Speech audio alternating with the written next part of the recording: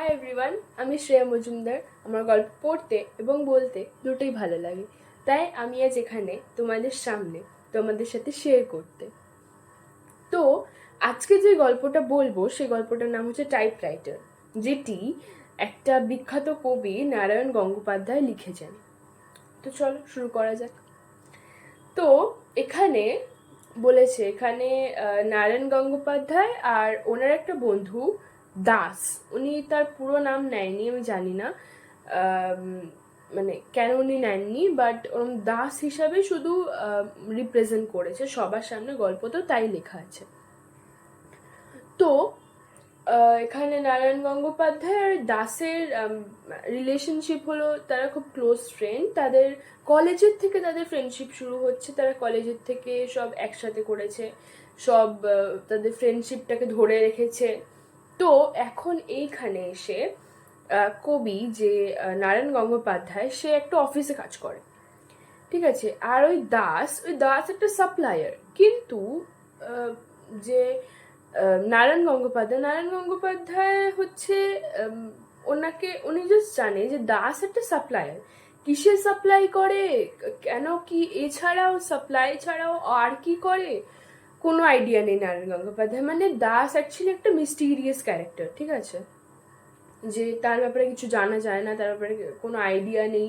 নিজের এত close friend, তারা কলেজের থেকে তারা বন্ধু, তাদের ব্যাপারে কলেজের থেকে বন্ধু হলে কি, তো আমরা তো জানবো যে হ্যাঁ ও আমার এই ফ্রেন্ড, ও এই কাজ করে, ওখানে থাকে, সব কিছু জানবো তাদের ব্যাপারে। কিন্তু ওই দাস বলে একটা মিস্টিরিয়াস ক্যারেক্টার, যার ব্যাপারে কিছু জানাই যায় না।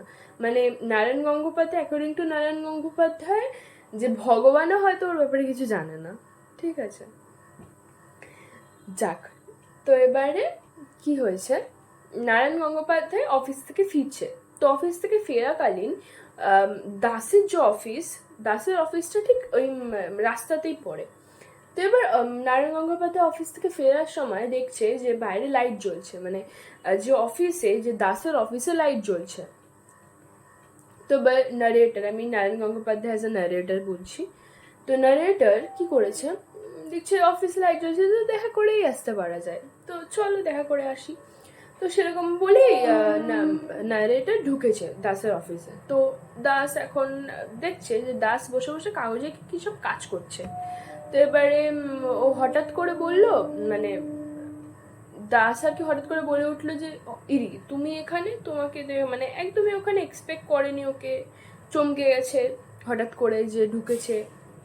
ওর ন্যারেটারের জুতোতে আওয়াজ হয়েছে, ও চমকে গেছে। তারপর হঠাৎ করে বলে উঠেছে তুমি এখানে, তোমার তো এখানে থাকার কথা না।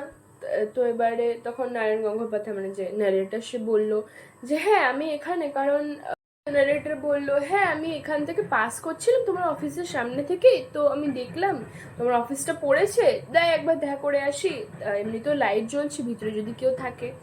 তো যথারীতি সে ন্যারেটার বসে ওর সাথে কথা বলছে যে হ্যাঁ তুমি এত রাত্রে অবধি কি কাজ করছো, এখানে রয়েছো। তো তখন ন্যারেটার ওই বলতে বলতে বাইরে বৃষ্টি পড়ছে, মানে শুরু হলো বাইরে বৃষ্টি। তো এবার ঝমঝমিয়ে বৃষ্টি পড়ছে।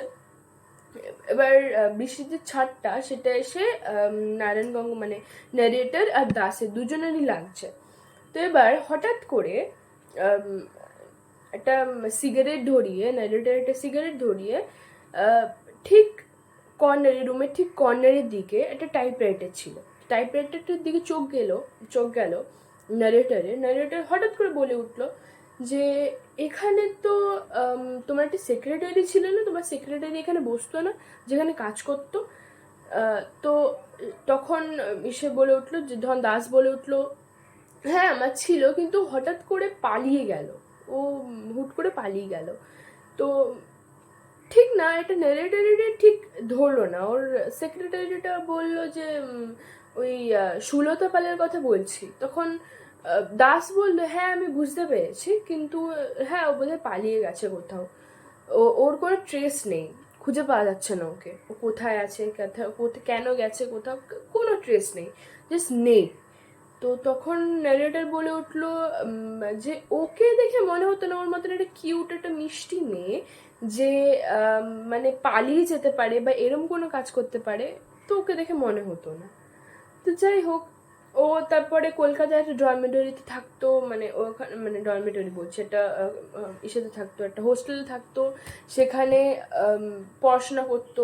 যদি সেরমই কোনো ব্যাপার হতো তাহলে তো ওর কোনো রিলেটিভের সাথেও তো কোনো রিলেশন ছিল না। তো যদি সেরমই কোনো ব্যাপার হতো তাহলে তো জিনিসটাকে ওখানে ফেলে ও এগিয়ে যেতে পারতো। ও তো পালানোর কি ছিল, মানে পালালো যে কেন পালালো তার কোনো ট্রেস নেই, কোনো খোঁজ নেই। ঠিক আছে, তো সেই বলে এই কথাবার্তা চলছে, তখন এই কনভারসেশন চলছে দুজনের মধ্যে। তখন দাস উঠে বলল কি, সে ছাড়োর কথা, ও কিছু গেছে গেছে, তুমি তো জানো এরকম ধরনের মেয়েরা কিরকম, কোনো এনিমিও থাকতে পারতো, কোনো কোনো কার সাথে হয়তো ঝামেলা হয়েছে, কোনো রাইভেলরি ছিল, সেটার জন্য হয়তো মেরে ঠেরে দিয়েছে কাউকে, কিছুটা হয়েছে। ছাড়ো, তুমি ওর কথা ছাড়ো, আমার তুমি বসো, আমার একটা জিনিস টাইপ করার আছে। তো হ্যাঁ, যথারীতি তো ও সিগারেটটা দেখতে দেখতে, মানে খেতে খেতে, ও দেখতে দেখতে, ও বাইরে বৃষ্টিও দেখছে, ও সিগারেটটা খাচ্ছে। সেই মুহূর্তে টাইপ রাইটারে বসে ও দাস টাইপ করছে। ঠিক আছে, এবার কি মনে হয়েছে, ন্যারেটারের টাইপ রাইটারটার দিকে চোখ গেছে, চোখ গিয়ে দেখছে যে উপরে টেন্ডার হেডিং করা, এদিকে নিচে লেখা সুলতা পাল, সুলতা পাল, সুলতা পাল, সুলতা পাল পাল আর কি ওই সেটার সেক্রেটারি, দাসের সেক্রেটারি। ঠিক আছে, যে আর কি 1 বছর ধরে ওই টাইপরাইটারে বসে কাজ করে গেছে। মানে মেয়েটা এত ডিসিপ্লিন ছিল, তার জন্য এটা বিশ্বাসই হচ্ছিল না যে ও ওরকম পালিয়ে গেছে কোথাও, বা ওকে কি ওর ওর সাথে কারো রাইভেলি থাকতেও পারে। কারণ মেয়েটা 1 বছর ধরে কোনো কামাই না, 5 মিনিট লেট না, 5 মিনিট আগে না, ও ঠিক ডট টাইমে ঢুকতো, কোনো কামাই করেনি। মানে এত ভালো একটা মেয়ে ছিল সে, তার সাথে এরকম হয়েছে, তার জন্য বিশ্বাসই হচ্ছিল না। তো এবার যথারীতি কি হয়েছে, তো ওরকম দেখছে যে দাস হঠাৎ করে ওরকম সুলতা পাল, সুলতা পাল, সুলতা পাল 3বার টাইপ করেছে।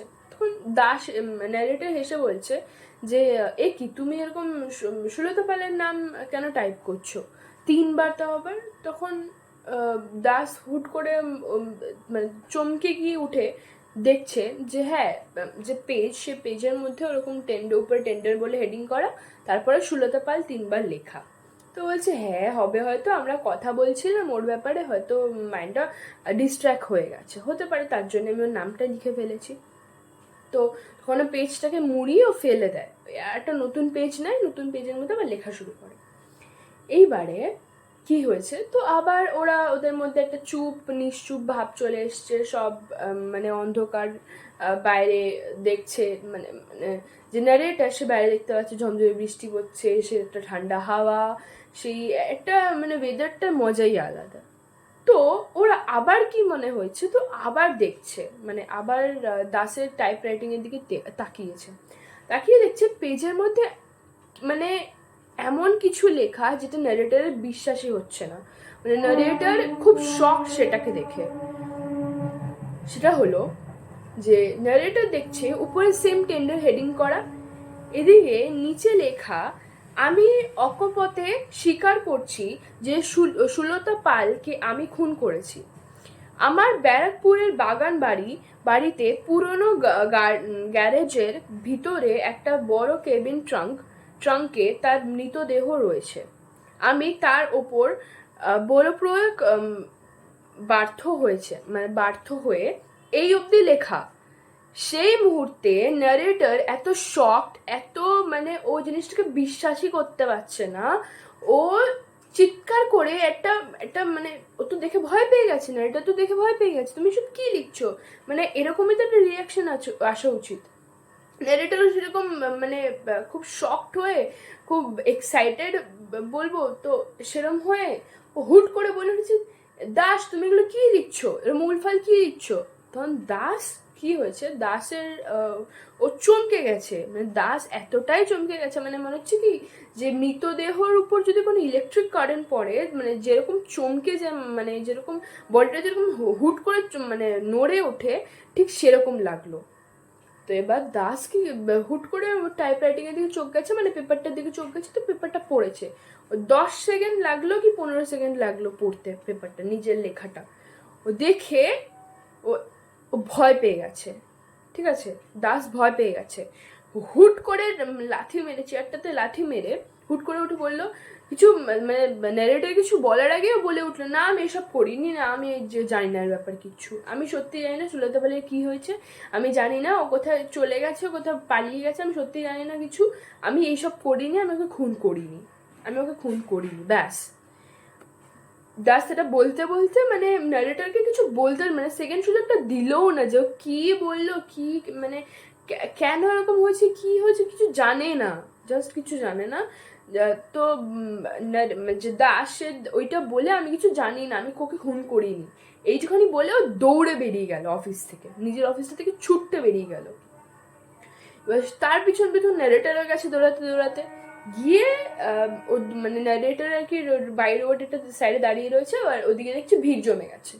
ভিড় জমে গিয়ে দেখতে পাচ্ছে যে ওখানে একটা কেউ বাসে ট্রাক, মানে বাসে আর কি কেউ ধাক্কা খেয়ে মারা গেছে, কেউ বাসে কাটা পড়েছে। তো ওরা বুঝতে দেরি হলো না ওটা কে। তো ও মনে মনে এটাই, মানে ন্যারেটার মনে মনে এটাই ভাবলো যে সুলতা পাল কে যে, যার সাথে মানে সুলতা পালের সাথে যেটা হয়েছে, ও ঠিক উচিত শিক্ষা দিয়েছে দাসকে।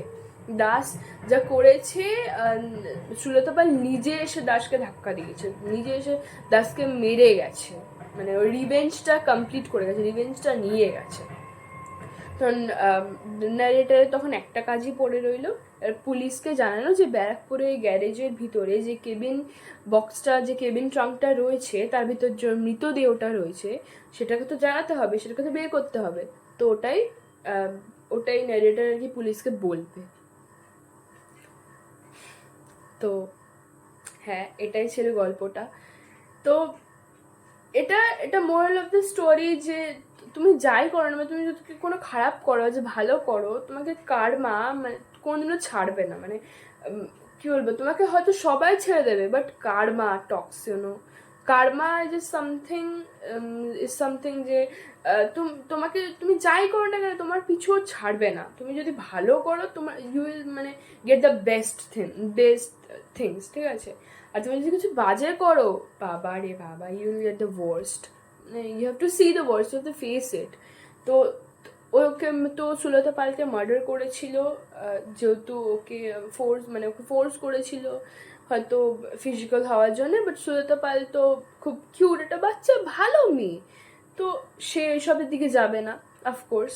তো সেটার জন্যে হয়তো ওকে মার্ডার করেছে, মানে দাস হয়তো সুলতা পালকে মার্ডার করেছিল। সেটা সুলতা পালতে কোনো ট্রেস ছিল না, কোথায় গেল, সব হারিয়ে গেল, কোনো ট্রেসই নেই, ঠিক আছে। তারপরে কেউ খোঁজও নেয়নি, পুলিশ গেছিল খোঁজ নিতে, ও পারেনি, খুঁজেই পায়নি, কোনো ট্রেসই পায়নি।